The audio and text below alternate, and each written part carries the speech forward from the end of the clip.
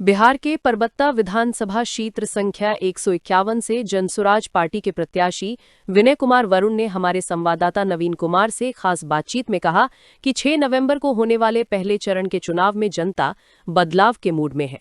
उन्होंने कहा कि इस बार मुद्दा विकास, शिक्षा और रोजगार होगा।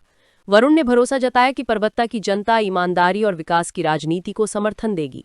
देखिए परबत्ता से नवीन कुमार की रिपोर्ट। विनय कुमार वरुण जी, बताइए, आप जन स्वराज के प्रत्याशी हैं, कद्दावर नेता हैं और इससे पहले आप जिला परिषद भी रह चुके हैं। लगातार आप क्षेत्र में संघर्ष में रहते हैं, हमेशा लोगों को कहीं ना कहीं कुछ न कुछ मदद करते हैं। तो इस बार जो आप चुनाव मैदान में उतरे हुए हैं जन स्वराज पार्टी से, कैसा लोगों से आपको आश्वासन मिल रहा है? लोग बहुत अच्छा आश्वासन में मिल रहा है। परबत्ता विधानसभा का आवाम, किसान, मजदूर, छात्र, नौजवान को जनसुराज पार्टी के प्रत्याशी विनय कुमार वरुण होने के नाते हम उनको नमन करते हैं, प्रणाम करता हूं और उनसे आग्रह करते हैं कि जिस तरह से हमारे लोकतंत्र में जो हमारे डॉक्टर भीमराव अम्बेडकर ने जो संविधान में सभी लोगों को एक समान अधिकार दिया है कि एक वोट राष्ट्रपति को भी देने का अधिकार है, तो एक वोट हमारे समाज के जो अंतिम पंक्ति के व्यक्ति हैं उसको भी है। लेकिन लगातार आप देख रहे हैं कि परबत्ता विधानसभा में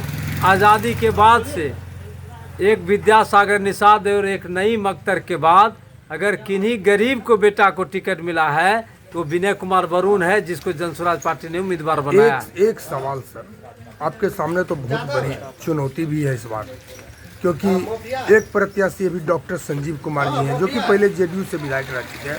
उनके पिताजी जो आनंद सिंह जी थे 5 बार विधायक बने, एक बार मंत्री भी रहे। भूमिहार जाति में अगर कहा जाए तो उनकी एक अलग पकड़ है। उधर एनडीए से भी, लोजपा से भी भूमिहार प्रत्याशी ही है। तो कहीं ना कहीं दोनों का फिर उसके बीच में अगर आप हैं जो तो हमारे कितना मतलब कि उनके वोटों में आप सेंधमारी कर पाएंगे? हम उनके वोट में क्या सेंधमारी करेंगे? सबसे बड़ी बात है, आप जब जाति की बात की, समाज की बात कर रहे हैं, तो आप समझ जाइए कि इस क्षेत्र में अगर 3 लाख मतदाता है तो 2.5 लाख हमारे बैकवर्ड समाज के लोग हैं, जिसमें सभी जाति, सभी वर्ग के लोग आते हैं। अच्छा सर, और बता देते आप, जो आप भूमिहार जाति की बात करें, इतिहास पलट के देख लीजिए। इस देश की आज़ादी के लिए, इस देश की संघर्ष के लिए, इस परबत्ता के संघर्ष के लिए तमाम गरीब गरुआ, किसान, मजदूर हमेशा समाज सेवा करते रहते हैं। लेकिन जो हमारे दल के, जो हमारे एनडीए गठबंधन के नेता हों, चाहे हमारे लालू प्रसाद जी का नेतृत्व करता हूँ, जिन्होंने कहा कि हम भूरा बाल को साफ करेंगे, लेकिन भूरा बाल को ही यहाँ लालटेन थमा दिए। जो हमारे एनडीए के, हमारे जो रामविलास पासवान जी जो कहा कि वह हम उस घर में दिया जलाने चले जहाँ सदियों से अंधेरा है, लेकिन अंधेरा जो महादलित के घर में है वो अंधेरा आज भी कायम है। और सवर्ण परिवार को उन्होंने लोजपा का हेलीकॉप्टर दे दिया है। हम किन महादलित के राह पर चलेंगे? एक तरफ हमारे भीमराव अम्बेडकर हैं, एक तरफ हमारे जननायक कर्पूरी ठाकुर हैं, एक तरफ हमारे देश रत्न डॉक्टर राजेंद्र प्रसाद हैं, एक तरफ हमारे जो जयप्रकाश नारायण ने जो आंदोलन किया वो भी स्वर्ण नहीं, वो समाज के नेता थे। लेकिन आज के परिस्थिति में जो ये दल में लोग टिकट को बेचने का काम कर रहा, अगर लोकतंत्र में आप देखा जाए तो जिनके पास कहा गया है कि भाई वोट का राज, छोट का राज, जिनके पास लोकतंत्र में बहुमत का है, जिसके पास वोट है उसका राजपाट नहीं है, जिसके पास वोट नहीं है उसके पास राजपाट जा रहा है। एक सवाल सर, चौरसिया जाति एक बैलेंस वोट है, यहाँ एक बैलेंस वोट है, अगर जिधर जाएगा उधर पलड़ा मारी हो जाता है। आप सिर्फ चौरसिया की बात नहीं की, बैलेंस वोट का मैं बात कर रहा हूँ। सभी चौरसिया हो, हमारे वैश्य समाज के लोग, दलित हो, महादलित हो, अति पिछड़ा हो, जो अग्रे जाति में जो आज तक सम्मान जिसको नहीं मिला है, तमाम लोग तंग और तबाह है। और सभी लोगों का मान सम्मान करने के लिए प्रशांत किशोर ही एक ऐसा जनसुराज दल है। पूरे बिहार में आप जो उलट के देख लीजिएगा 243 सीट में, तो आपको सवर्ण को भी सम्मान मिला है, अति पिछड़ा को भी सम्मान मिला है, हमारे अल्पसंख्यक भाई को सम्मान मिला है, हमारे महिला बहनों को भी सम्मान मिला है। कोई ऐसा वर्ग नहीं है जिसमें से कि लोगों को चुन के टिकट नहीं दिया है। इसीलिए तमाम प्रशांत किशोर को चाहने वाले लोग जनसुराज के साथ है। और खास करके जो दिल्ली, पंजाब, हरियाणा, गुजरात, दूसरे प्रदेश में जो पलायन कर रहे हैं वो किसी वर्ग के लोग हो, चाहे उच्च वर्ग के हो चाहे नीच वर्ग के हो, तमाम लोगों ने जो कुर्बानी दिया है प्रशांत किशोर के लिए देंगे, वो काबिल तारीफ है। और निश्चित रूप से पर्वता में विकास होगी और पर्वता में प्रशांत किशोर पार्टी की जीत होगी, क्योंकि ये विकास को चाहने वाला पथ प्रदर्शक है। अगर सर पलायन की बात करते हैं तो पलायन रोकने की तो बात राजद का जो प्रमुख है भी तेजस्वी यादव वो भी कर रहे हैं, और आपके जो दल के जो कहे जाए कि जो निर्माण किए हैं प्रशांत किशोर जी वो कर रहे हैं कि हम भी पलायन रोकेंगे। यानी कि कहा जाए तो दोनों दल पलायन रोकने की ही मुद्दा हम ये आपके माध्यम से कहना चाहते हैं और तेजस्वी यादव से पूछना चाहते हैं जी। वो उनके पिताजी लालू प्रसाद जी भी सरकार में रहे, उनकी माता राबड़ी देवी भी सरकार में रही, और हमारे तेजस्वी जी भी सरकार में मुख्यमंत्री रहे। एक भी लोगों का पलायन रोक सका? नीतीश कुमार भी वादा किया था 2004 में कि हम जब सत्ता में आएंगे तो पलायन को रोकेंगे। हम उनसे जानना चाहते हैं आपके माध्यम से, कितने लोगों को रोजगार दिया है, कितना कल कारखाना खुला है, कितना उद्यमी खुला है, उनसे हम जानना चाहते। 20 बरस में जो पलायन को नहीं रोक सका वो अब पलायन को क्या रोकेगा? मोदी जी भी आए 2014 में तो कहा कि हम 2 करोड़ लोगों को रोजगार देंगे, रोजी रोजगार देंगे और नौकरी देंगे। जो रोजी रोजगार क्या देगा? जो तमाम हमारे रेलवे का सेक्टर हो, बिजली विभाग हो, रोड हो, तमाम लोगों को तो प्राइवेट कंपनी के हाथ में सुपुर्द कर दिया।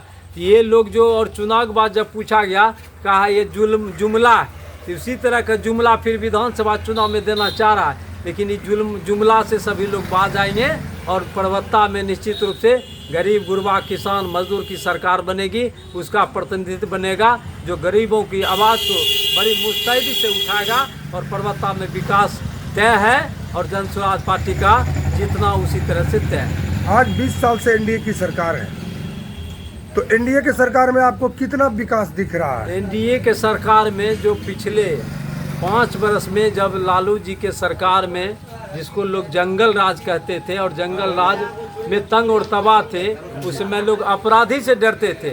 और अभी जो आप देख रहे हैं ये 10 साल से माननीय नीतीश कुमार जब मुख्यमंत्री बने, 20 साल से है, 20 साल से तो 10 साल की बात बताते हैं। ये महाजंगल 2 हो गया है। वो घोड़ा पर और राइफल दिखाकर लोगों को लूटने का काम करते थे लालू जी के राज में। लेकिन अभी जो है अफसरशाही कलम जैसी राइफल बंदूक से पूरा ब्लॉक में, पूरा जिला में, पूरा अफसर सारा लोग गरीबों का खून खींचने का काम कर रहा है। अभी आप ले लीजिए, जो सरकार ने सर्वे कराया और उन्होंने यह सर्वे में जो आया कि 94 लाख परिवार को, जो मतलब जिसको रहने के लिए आवास नहीं है, जिसको ज़मीन नहीं है, उन्होंने वादा किया था कि हम प्रत्येक गरीब दलित परिवार को हम 2-3 डिसमिल 5 डिसमिल ज़मीन देंगे। लेकिन हम उनसे पूछना चाहते हैं कितने गरीबों को कितना डिसमिल ज़मीन मिला, कितने गरीबों का पक्का मकान बना, और कितने लोगों का जो सर्वे के नाम पर महालूट चल रहा है। अगर आपकी सरकार आती है तो क्या बिहार में फैक्ट्री लगेंगे? मेरी सरकार आएगी तो निश्चित रूप से फैक्ट्री भी लगेगा।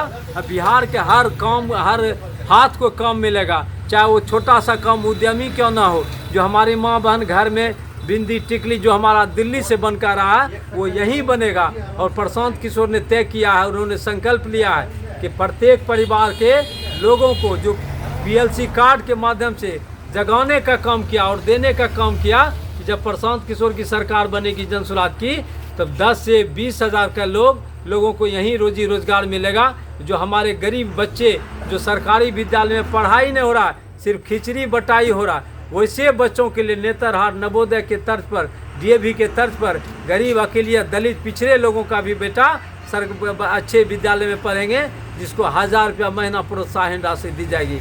जो हमारे माँ बहन जो बुजुर्ग है उसको स्वसम्मान वृद्धा पेंशन 2000 रुपया मिलेगा। और किसानों को जो लाभकारी योजना है, जो आप देख रहे हैं कि खेती जो घाटा का सौदा हो रहा है, उसमें जो मजदूर जो मनरेगा के हमारे मजदूर हैं उसको मुफ्त किसानों को मिलेगा। और हमारे नकदी फसल का उत्पादन हमारे किसान बंधु करेंगे, जिससे उसका आय दुगुनी। एक आखिरी सवाल सर, अभी जो एनडीए की सरकार जो जीविका से जो जुड़ी है, महिला लोग को जो 10,000 रुपये करके जो अनुदान राशि कहा जाए या जो सहयोग कहा जाए, उसमें क्या सत्यता है? ये नीतीश कुमार का सबसे अंतिम चाल है, क्योंकि सरकार जाने वाली है। ये 10,000 रुपया दे के जीविका दीदी को जो ठगने का काम किया है, आप बताइए कि 10,000 में कोई जीविका दीदी का कौन सा रोजगार चलेगा? एगो पापड़ का दुकान खुलेगा, एगो सिलाई मशीन का दुकान खुलेगा, सबको चुनाव के बाद नोटिस आएगा बैंक से, आप इस पैसा को जमा कीजिए अगर आप दुकान नहीं खोलें। आप ही से जानना चाहते हैं कि नीतीश कुमार 10,000 में कौन रोजी रोजगार देना चाहता है? लोगों को ठगना और लोहा बहाने का काम कर रहा है, ये वोट के नाम पर ठगने का काम कर रहा है, जिसको सारे लोग समझ रहे हैं। उसमें भी 12 ना महिलाओं का पैसा नहीं आया खाता में, और उस खाता से निकासी करने में भारी भ्रष्टाचार है, आधा पैसा बैंके में रह रहा है। तो ये हालात है, भ्रष्टाचार का आलम है, चरम सीमा पर है। जिस तरह से भ्रष्टाचार सीमा पर है, उसी तरह नीतीश कुमार की नैया डूबने वाली है। डूबते हुए नाव पर कोई चढ़ना नहीं चाहता है, और प्रशांत किशोर का जो विजन है वो तमाम आम किसान मजदूर के साथ स्पष्ट विजन है। तमाम जो हमारे एनडीए महागठबंधन के नेता लूट के जो माल खजाना रखे हुए हैं, जब जनसुराज की सरकार बनेगी तो सबका खाका खींचा जाएगा, और सारे जो सरकारी धन को, कुबेर को जो लूट के रखा है वो आम आवाम के हवाले किया जाएगा, सरकारी संपत्ति घोषित किया जाएगा। बहुत बहुत धन्यवाद सर। आपको भी बहुत बहुत धन्यवाद।